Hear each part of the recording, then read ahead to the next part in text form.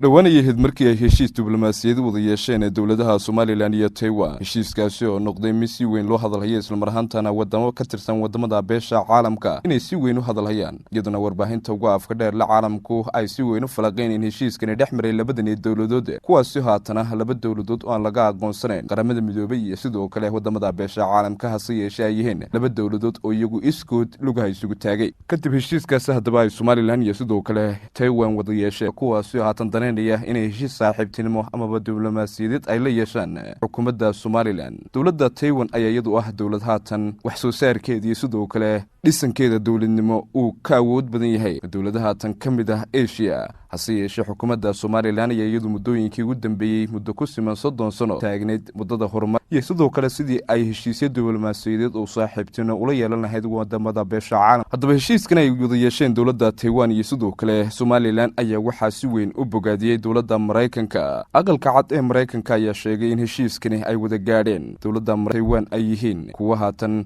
diblomaasiyad cusub u abuuri kara geeska Afrika gaar ahaan Soomaaliland isaguna oo Mareykanku ku amaanay heshiiskaasi ay wada gaadheen dhanka kale waxa uu Mareykanku soo hadal qaaday kulankii dhawaan dhexmaray dowladda Soomaaliya iyo sidoo kale Djibouti taasi oo dhexdhexaad ka ah safiirka dowladda Mareykanka u fadhiya Soomaaliya Donald Yamota kaasi oo 14 bishan June ka furmay dalka Djibouti hase yeeshee kulankaasi oo haatan ilaa hadda socda lagana warsugayo waxa ay gudiyadii farsamo ee kulankaasi lagu asaasay ay soo saari doonaan dowladda Mareykanka ayaa heshiiskani cusub ee hadaba la yeelatay dowladda Taiwan waxay ku tilmaantay mid u soo jeediyay dowladda Soomaaliland siyaasad iyo sidoo kale istaraatiijiyad cusub waxaana dowladda Mareykanka ku amaantay xiriirka cusub ee dhexmaray dowladda Taiwan iyo Jamhuuriyadda Soomaaliland xafiiska aqalka cad u qaabilsan arrimaha amniga qaranka ayaa si weyn u soo dhaweeyay galaangalka diblomaasiyadeed ee Taiwan ka bilowday bariga Afrika gaar ahaan Soomaaliland waxaanu ku tilmaamay galaangalkani ay Taiwan ka bilowday bariga Afrika inuu yahay mid istaraatiijiyad cusub u abuuri kara qaaradda Afrika isla marhaantana ay Soomaaliland noqon doonto wadan haatan lagu soo hirto